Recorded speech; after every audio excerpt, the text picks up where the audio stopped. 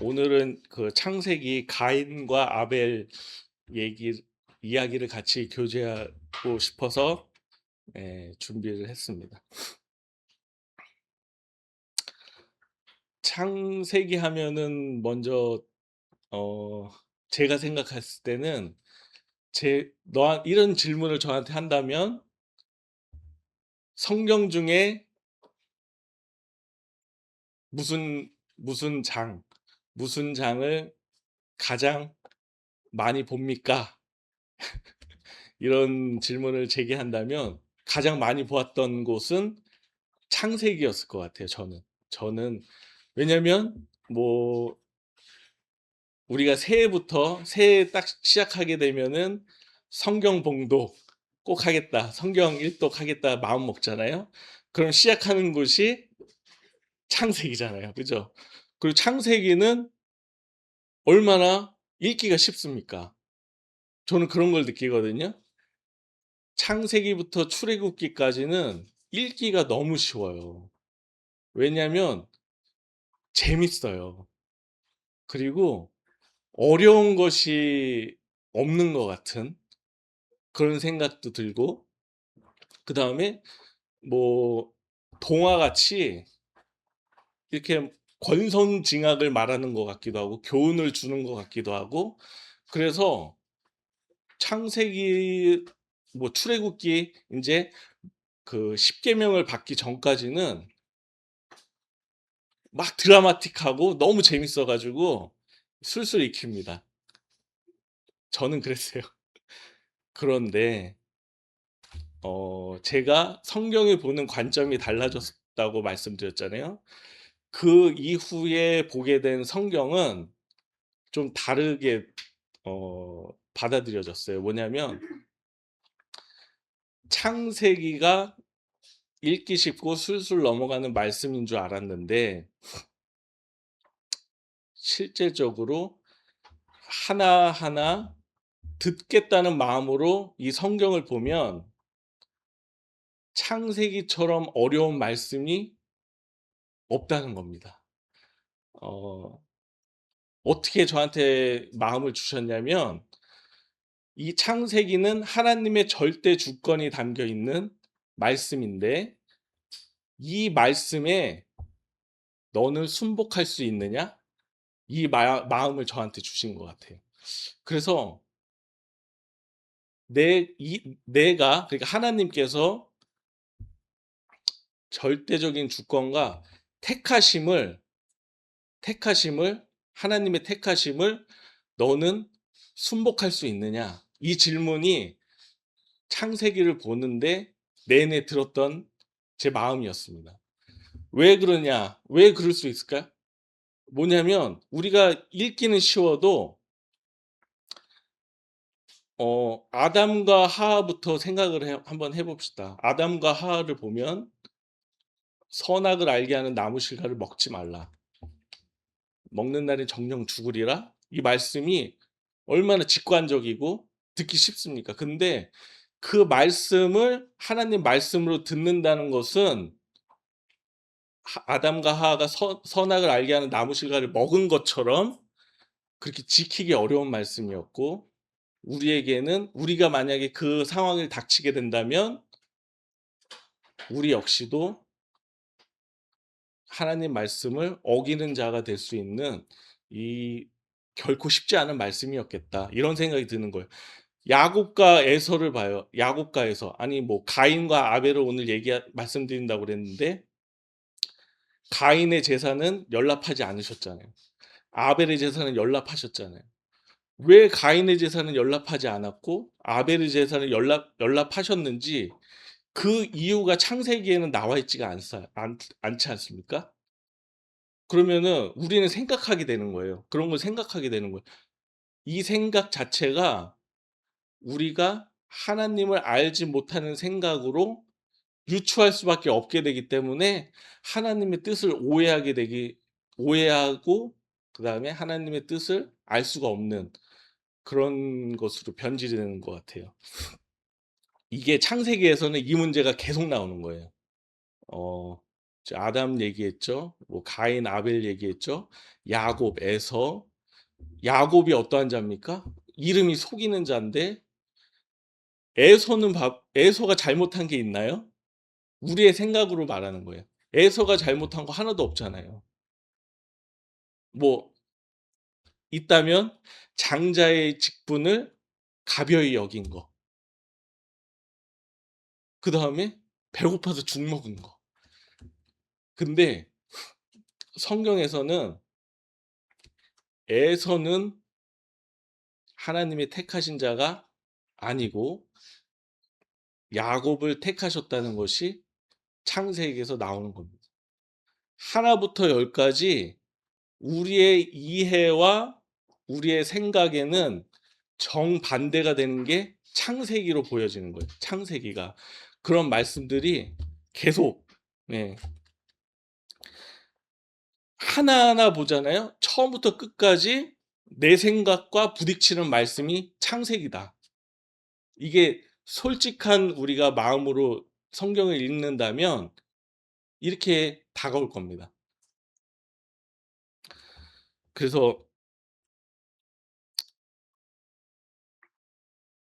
이게 참 그런 말 있잖아요.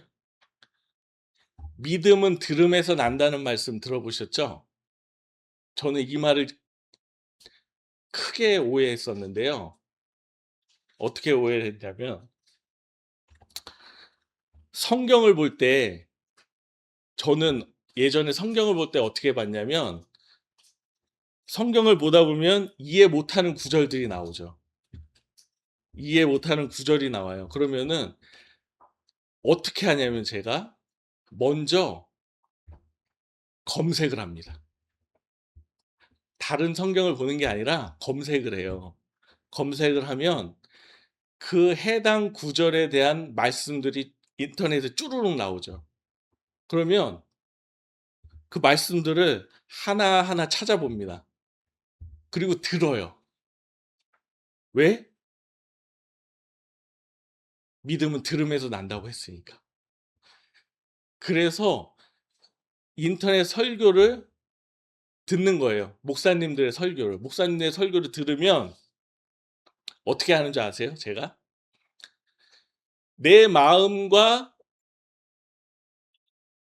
일치되지 않는 말씀이다 그러면 이건 아닌 것 같아요. 그래서 제끼죠. 이 목사님도 아니네. 이 목사님도 아니네. 이렇게 제낍니다. 그러다 보면 100% 내 마음과 하나 되는 말씀을 찾아요. 이게 희한한 게 꼭 찾더라고요. 꼭 찾는다니까요. 내 마음과 하나 되는 말씀을 꼭 찾아서 듣게 됩니다. 제가 말씀드린 건 뭐냐면 사탄은요. 저를 이렇게 잘 알아요. 그래서 내가 지금 원하는 마음에 합당한 말씀이 이거다 하면서 찾아준다니까요. 그러면은 저는요. 그 말씀을 딱 들으면 어떻게 반응할까요? 이게 진리의 말씀이다. 이렇게 됩니다. 이게 진리의 말씀이네. 이 말씀이 맞는 것 같아. 하고선 그 말씀으로 또 나간. 이게 참 말씀 해석이구나. 그래서 내 마음이 딱 받아들이면 결론. 아, 믿음은 들음에서 난다는 성경 말씀이 이런 뜻이구나. 하면서 답을 내는 거예요. 맞습니까? 제가 성경을 공부한 방법이 이거였어요. 성경을 어떻게 공부했냐? 내가 이해돼야 되고 내 논리에 적합하게 이렇게 부합돼야 돼요. 그래야지 이게 진리의 말씀이다. 이렇게 나는 거예요. 이런 말 많이 들어봤거든요. 아니 저기 우리 목사님 설교 들어봐. 전도할 때 우리 목사님 설교 들어봐. 이거 진리의 말씀, 이거 말씀이 참 은혜돼. 하면서 그리고 한마디 떡 하죠. 우리 교회 나와봐. 이렇게 얘기하잖아요.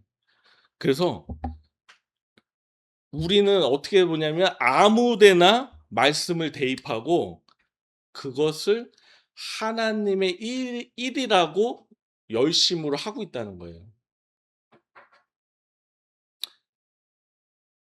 그게 마치 "믿음은 들음에서 난다."는 이 말씀을 우리가 내 방식대로 전하고 있었다는 거예요. 근데 어떻습니까? 정말 그 방법은 아니라는 거 다 아시잖아요. 창세기는요. 믿음은 들음에서 난다는 말씀이 그런 뜻이 아니라는 걸 알려주시는 거예요. 이게 깨지는 게 창세기입니다.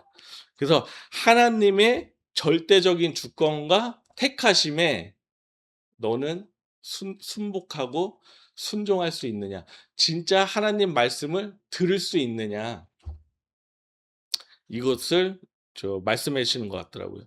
우리 아이들한테 가장 많이 하는 잔소리 중에 하나가 뭐냐면 "아빠 엄마 말 좀 들어.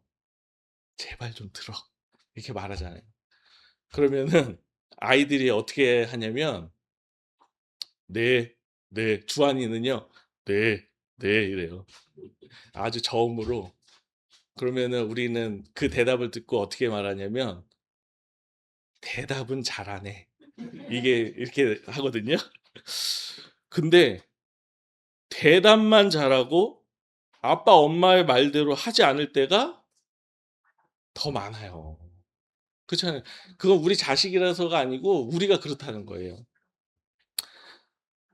내내 대답은 하고 엄마 아빠 말대로 엄마 아빠 뜻대로 안 한다면 그것은 말을 듣는 겁니까?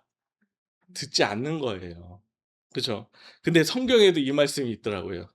이거 같이 볼게요. 마태복음 21장 28절 말씀입니다.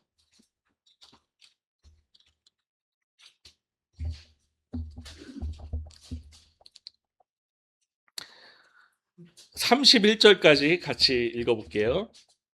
제가 읽겠습니다. 그러나 너희 생각에는 어떠하뇨? 한 사람이 두 아들이 있는데 맏 아들에게 가서 이르되 예, 오늘 포도원에 가서 일하라 하니 대답하여 가로되 아버지여 가겠소이다 하더니 가지 아니하고 둘째 아들에게 가서 또 이같이 말하니 대답하여 가로되 실소이다 하더니 그 후에 뉘우치고 갔으니 그 둘 중에 누가 아비의 뜻대로 하였느뇨? 가로되 둘째 아들이니이다. 예수께서 저희에게 이르시되 내가 진실로 너희에게 이르노니 세리들과 창기들이 너희보다 먼저 하나님의 나라에 들어가리라. 아멘. 그 다음에 또 있습니다. 여기서도 첫째 아들은 어떻게 했죠? 대답을 네네 했어요. 그죠? 근데 결론은 안 갔어요. 근데 둘째 아들은 처음엔 싫다고 했지만 뉘우치고 포도원에 갔대요. 그래서 누가 아버지의 뜻대로 행한 자냐라는 질문의 답이 둘째 아들입니다. 이렇게 대답이 나왔죠. 말처럼 이게 우리도 대답이 중요한 게 아니라 정말 아버지의 뜻대로 행했느냐, 아버지의 뜻 가운데 너가 아버지의 말대로 순복했느냐, 이것을 보는 거잖아요. 믿음은 들음에서 난다는 말은요, 그런 뜻이 아니었어요. 우리 목사님 말씀 들어봐. 성경 읽는 것도 중요한데 들어야지 믿음이 생긴다니까? 이런 뜻이 아니라 하나님의 말씀을 듣고 하나님의 말씀에 순종하는 자, 이게 하나님 말씀을 듣는 자라는 거예요. 이것을 한 번은 또 어떤 일이 있었냐면 자꾸 예시를 드는데 유진자매랑 티격태격 다퉜어요. 그게 좀 오래전 얘기인데 어떠한 일인지 모르지만 제가 잘못한 것 같아요. 그래서 서로 말을 안 하고 꿍해 있는데 제가 화를 풀어 주려고 뭐 이렇게 유진자매한테 뭐 이렇게 해도 안 풀리더라고요, 그 당시에는. 그래서 어떻게 했냐면 제가 집안일을 해요. 그다음에 막 설거지를 하고 분리수거를 했습니다. 그 나중에 유진자매한테 들은 거예요. 나중에 유진자매가 제가 그렇게 청소하고 설거지하고 하는 모습을 다 봤대요. 근데 어떠한 마음이었냐면 더 꼴보기 싫었대요.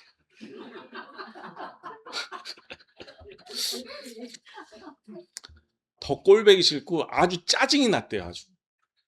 근데 제가 여기서 발견한 거예요. 뭐냐면 유진자매는요, 내가 청소하고 설거지하고 집안일 하는 걸 원한 게 아니에요. 내 말 들어주는 걸 원한 거예요. 그쵸? 유진자매는 내 말 들어주는 걸 원한 거예요. 근데 나 때는 나 딴에는 그 마음을 풀어주려면 이렇게 하면 풀어지겠거니 자기 이해를 한 거죠. 하나님 말씀 듣는다는 게 이런 거구나 하는 생각이 딱 들었어요. 뭐냐면 하나님은 말씀을 듣고 자발적으로 순종하는 믿음을 우리에게 원하시는데 나는 정작 하나님의 말씀을 듣지 않고 내 생각대로 내 방법대로 하나님을 기쁘시게 하는 일이 뭘까를 강구하는 거예요. 근데 그 강구하는 일이 하나님의 뜻과는 100% 다를 때가 100% 다릅니다. 왜냐하면 하나님의 생각과 내 생각이 하늘과 땅만큼이나 다르니까. 그래서 하나님은 유진자매가 내 말을 듣기를 원했다는 그 말처럼 하나님은 하나님의 말씀을 듣기를 원하시는 마음으로 우리에게 말씀을 주신 건데 우리는 이 말씀을 뜻하는 바는 내가 이렇게 행해야 되겠구나. 내가 이렇게 하나님을 기뻐하시게 하는 일을 찾아봐야 되겠구나. 이렇게 오해한다는 거예요. 그거는 하나님이 꼴보기 싫어했을 거예요, 아마. 유진자매가 저를 꼴보기 싫어했다. 더 짜증이 났다. 이런 것처럼 마찬가지로 하나님이 원하지도 않는 것을 열심으로 하면서 내가 이렇게 했어. 하는 거잖아요. 나의 의의를 드러내는 겁니다. 오전에도 설교 가운데 노아의 방주, 노아의 얘기가 잠깐 나왔는데 다큐멘터리 보면은 제가 그런 다큐멘터리를 본 적이 있어요. 노아의 방주에 대한 다큐멘터리. 그런데 이 사람들이 어떠한 사람들이냐면 그 방주를 찾아내는 사람들이에요. 지금도.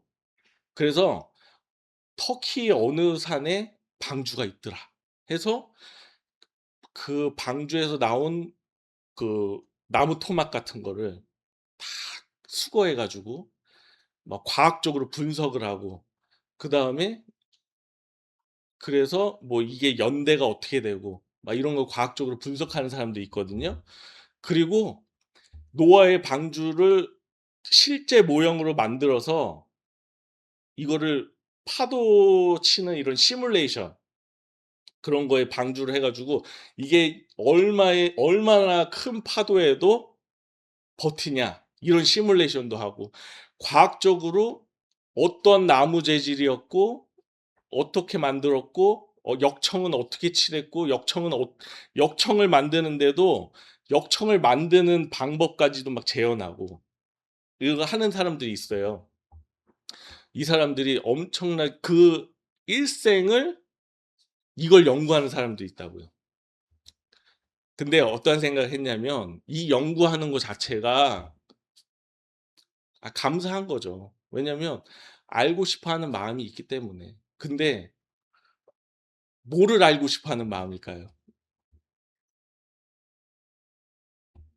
정말 이게 '하나님의 뜻을 알고 싶어 하는 마음일까?'라는 생각을 해 보는 거예요. 하나님이 우리에게 방주를 보여주신 거는 뭐 하라고 보여주신 거죠? 방주에 타야 된다는 거. 방주에 타야 된다는 걸 알려주시는 거예요.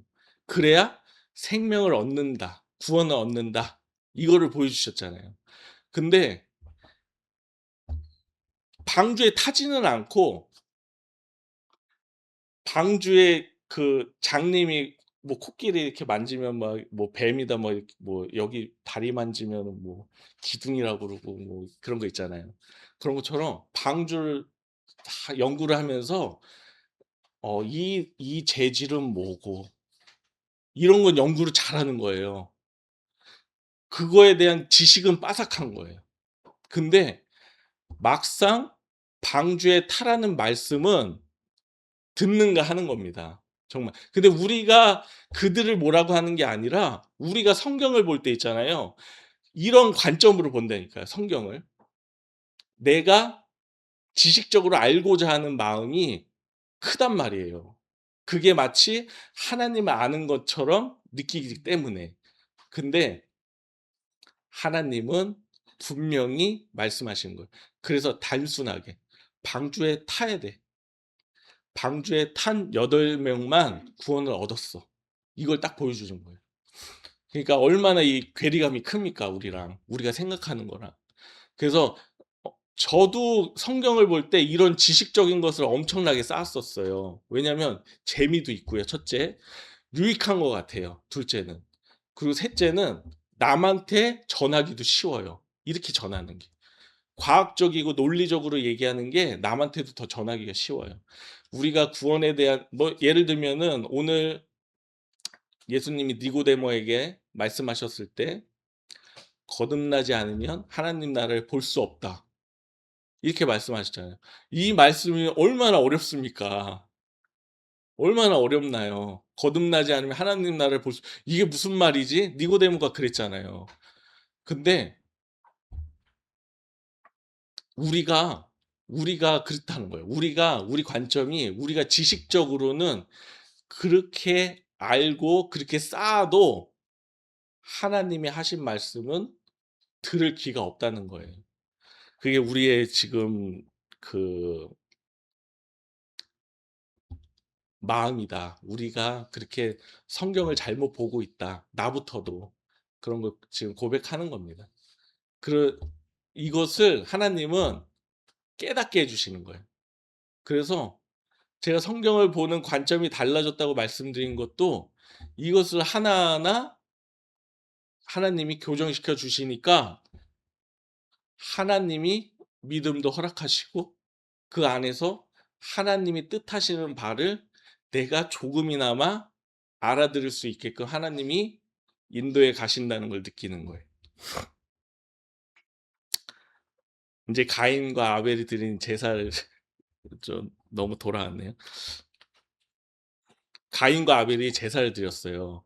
근데 가인이 어떻게 제사를 드렸냐면 성경 말씀을 보면 땅의 소산으로 제사를 드렸습니다, 여호와께. 그럼 아벨은 어떻게 드렸죠? 하늘의 소산으로 드렸다. 아벨은. 맞습니까? 근데 성경 말씀을 보면은 다시 볼게요. 창세기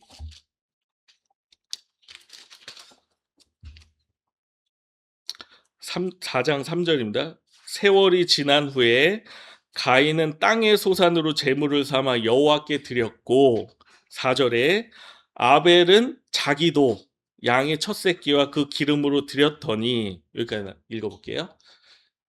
아벨도 자기도 그 양의 첫 새끼와 그 기름으로 드렸는데 그건 하늘의 것입니까? 여러분? 땅의 것 아닌가요? 양도 땅의 것 아닙니까? 곡식도 땅의 것이고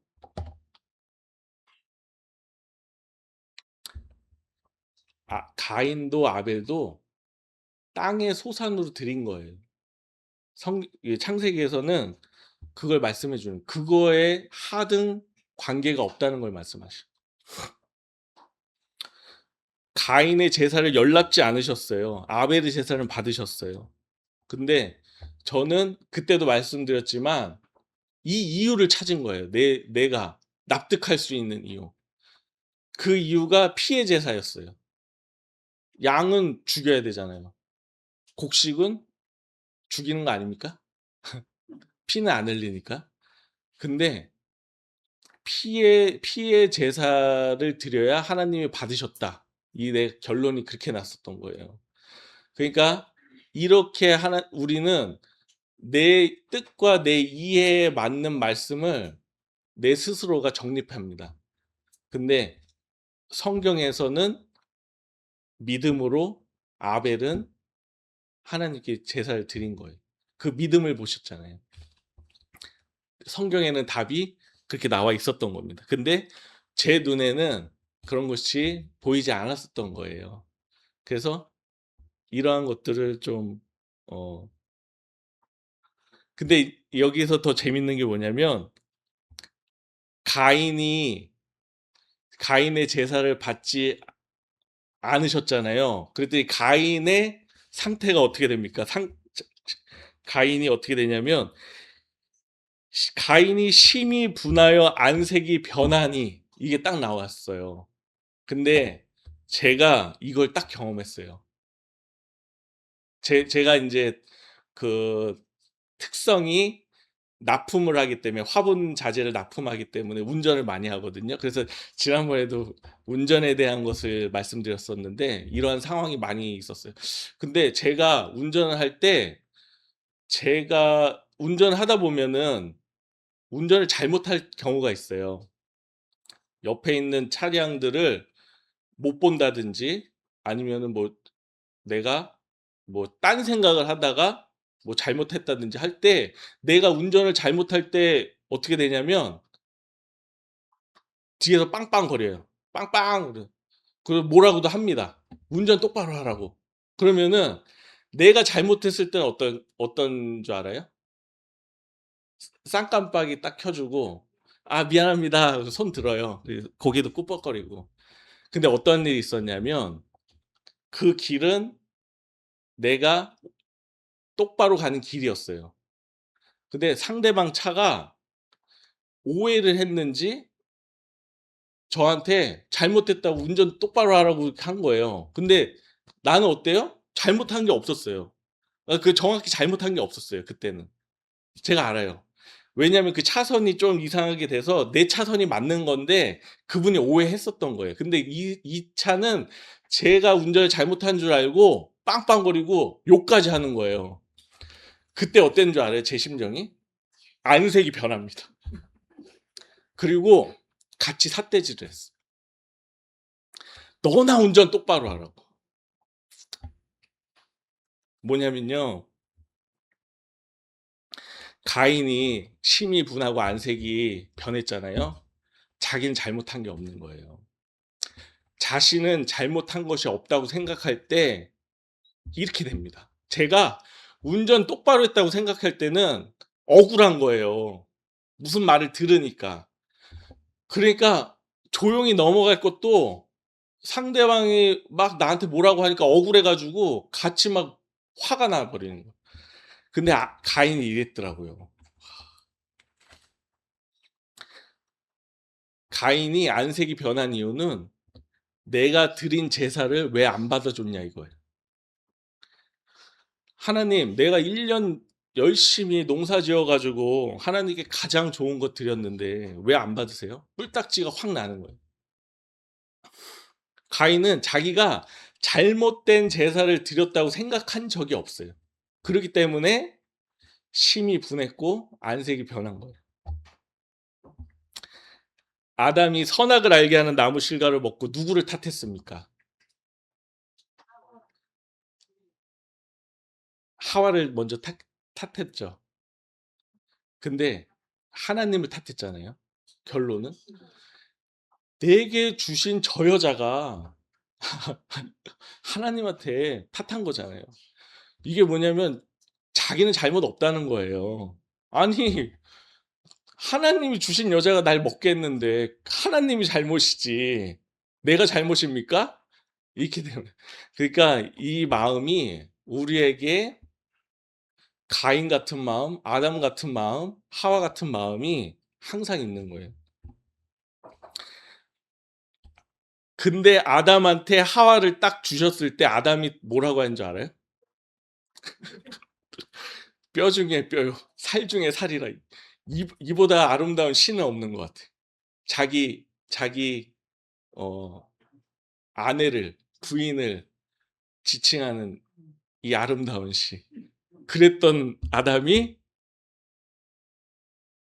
내게 주신 저 여자, 저 여자 때문에 이게 순식간에 돌변하는 거예요, 우리는. 그러니까 우리는 믿을 수 없는 자입니다.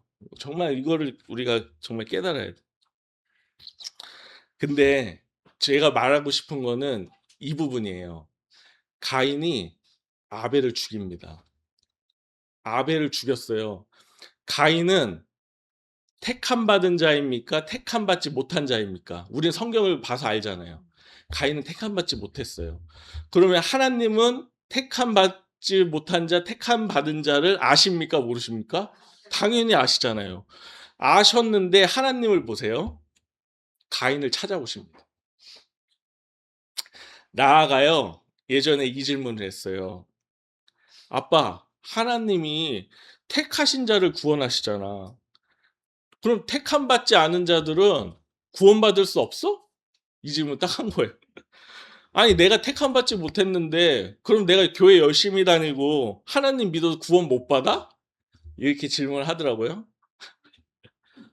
근데 이 질문이 나뿐만이 아니었을 거예요. 왜냐면, 택함 받지 못하고, 택함 받은 자, 택함 받지 못한 자가 정해진다는 게, 우리 생각에서는 이해할 수 없잖아요. 이거, 이렇게 불공평한 게 어디 있습니까? 암만 노력해도 안 되는 거.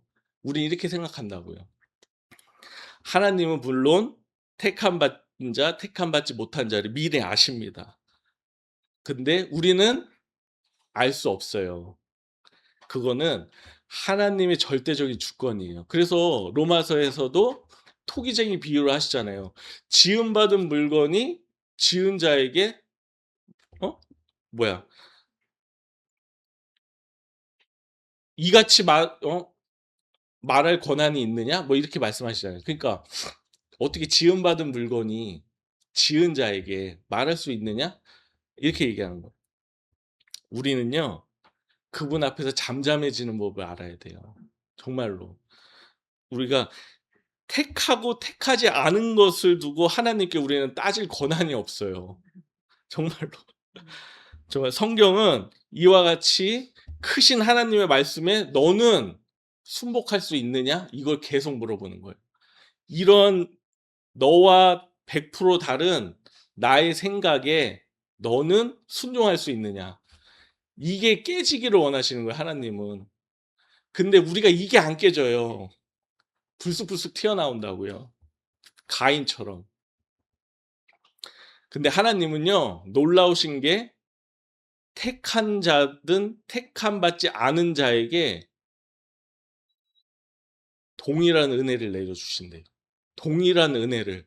뭐냐면, 악인에게도 선인에게도 해를, 그리고 비를 내려주시고, 이런 말씀이 있잖아요. 가인이 회개했나요? 아벨 죽이고? 그냥 분해 있어요. 그리고 오히려 따졌잖아요. 내가 내 아우를 지키는 자입니까? 이런 식으로 따졌단 말이에요. 그런 가인을 하나님이 찾아오셨어요. 죄인을 찾아오신다고요, 하나님이. 가인이 그 죄에 대한 형벌을 듣고 불쌍히 여겨달라고 호소했어요, 하나님한테. 그때 하나님이 긍휼하심으로 죽지 않도록 죽음을 면케하시고 표를 주셨잖아요. 이해가 됩니까?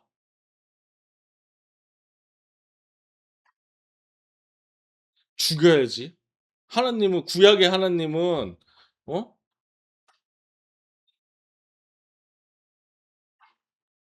뿌린 대로 거둬야 되는데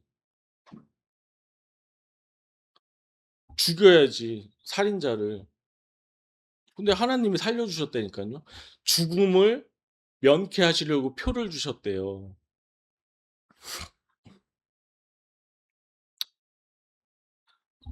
제가 읽어볼게요. 가인이 여호와께 고하되 13절입니다. 4장.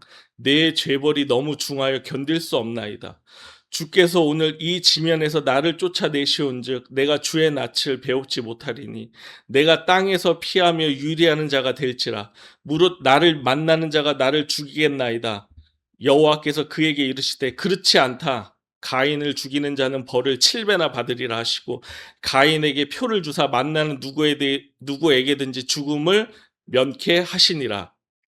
가인이 자신의 죄벌이 너무 중하여서 호소할 때 하나님이 가인을 만나는 자로부터 죽음을 면케하시고 피할 길을 주신다고. 가인이 마땅히 죽어야 될 자임에도 하나님이 자비를 베풀어 주셨어요. 하나님은 여기서 악인이 죽는 것을 기뻐하지 않는다는 하나님의 말씀이 또 적용이 되는 거예요. 돌이켜 살기를 원하시는 마음. 가인을 위해서 이보다 더 큰 은혜가 있을까요? 우리 생각해 봤을 때 죽음을 명쾌하는 은혜. 마찬가지로 가인은 가인 같은 나에게도 하나님은 지금도 은혜 베푸시는 것을 멈추시지 않는 하나님이신 거예요. 그 증거가 살아계신 예수 그리스도, 가장 소중한 아들을 우리 대신해서 보내주신 거잖아요. 우리가 그 증거를 받은 자잖아요. 근데 우리가 그 증거를 받고 그 사랑을 받고 그 은혜를 받았는데 하나님을 잔인하다 욕하고 피도 눈물도 없다고 욕했잖아요.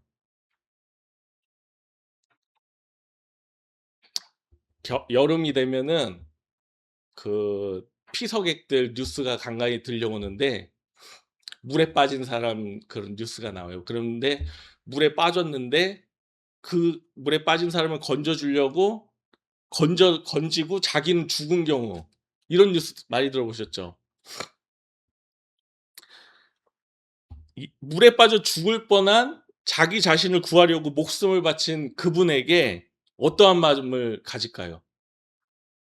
감사한 마음을 갖는 게 마땅하잖아요. 근데요, 이거예요. 예수 그리스도의 구원하심을 믿지 않는 마음은 어떠한 마음이냐면, 아니, 누가 나 구해달래? 날 대신해서 왜 죽어? 그냥 냅두지? 이러고 있다는 거예요. 이 마음이 그리스도의 구원을, 하나님의 긍휼하심을 저버리는 마음이에요. 근데 15절에 가인이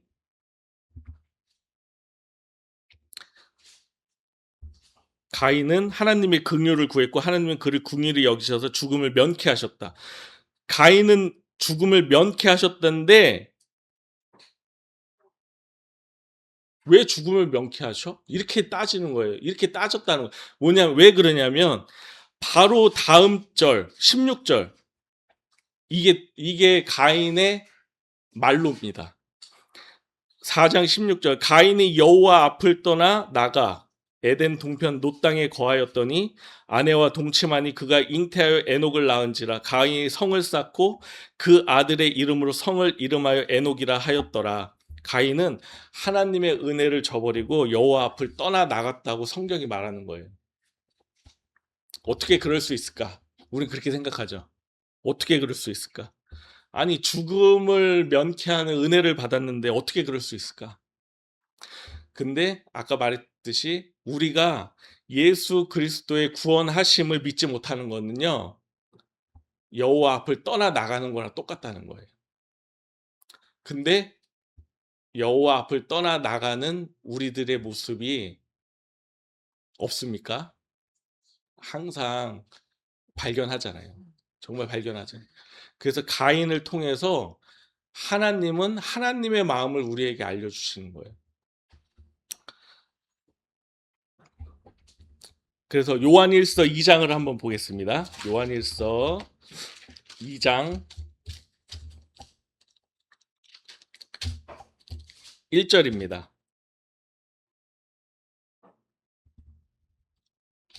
2장 1절이요. 나의 자녀들아, 내가 이것을 너희에게 쓰면 너희로 죄를 범치 않게 하려 함이라. 만일 누가 죄를 범하면 아버지 앞에서 우리에게 대언자가 있으니 곧 의로우신 예수 그리스도시라. 아멘. 그다음에 5절 보겠습니다. 4절 3 절부터 또 볼게요. "우리가 그의 계명을 지키면 이로써 우리가 저를 아는 줄로 알 것이요 저를 아노라 하고 그의 계명을 지키지 아니하는 자는 거짓말하는 자요 진리가 그 속에 있지 아니하되 누구든지 그의 말씀을 지키는 자는 하나님의 사랑이 참으로 그 속에서 온전케 되었나니 이로써 우리가 저 안에 있는 줄로 아노라." 아멘. 말씀을 지킨다는 건요, 율법을 행하는 것이 아니라 우리를 은혜와 진리 가운데로 이끄시는 하나님을 신뢰해서 그분의 말씀을 듣고 순종함으로 순복함으로 나아가는 자가 말씀을 지키는 자라는 거예요. 그래서 5절에 그러한 자는 어떠한 자요? 그의 말씀을 지키는 자는 하나님의 사랑이 참으로 그 속에서 온전케 된대요. 그러면 우리가 온전한 자입니까? 아니, 온전케 됐다고 했으니까 우리가 온전하잖아요. 아니요, 부족하고 연약하고 죄투성입니다. 근데 성경은요, 참으로 그 속에서 주님 안에서 우리를 온전케 여겨주신다는 거예요. 이게 정말 감사한 거예요. 우리가 온전하지 않은데 그 속에 있으면, 그 속에 거하면. 그래서 고린도 전서인가 후서인가 그리스도 안에서 예가 되신다는 말씀 있잖아요. 그게 이 말씀인 것 같더라고요. 그리스도 밖에 있는 자는요, 가인과 같이 여호와 앞을 떠나 자기 성을 쌓는 자입니다. 그러나 그리스도 안에 거하는 이는 참으로 하나님의 사랑이 온전케 된 하나님의 자녀라는, 그러니까 이게 얼마나 복된 말씀이에요. 하나님은요, 앞에 것은 경고로 주셨지만 실제 말씀하시고 싶은 것은 너희가 그러한 자 되기를 원한다. 이게 하나님의 마음이죠. 그래서 우리가 가인을 보고 아벨을 봤지만 정말 이 안에서 가인을 향한 하나님의 마음이 어떠했는지, 그럼에도 불구하고 하나님을 떠나 나간 가인의 말로를 우리가 봤잖아요. 이것을 보면서 우리는 배우는 거예요. 이것을 보면서 우리는 배우는 겁니다. 우리 소망교회 성도님들 모두가 하나님께서 베푸신 은혜와 사랑을 알고 나를 사랑하사 나를 위하여 자기 몸을 버리신 하나님의 아들을 믿는 믿음 안에서 살아가기를 소망합니다. 예, 제 기도하겠습니다.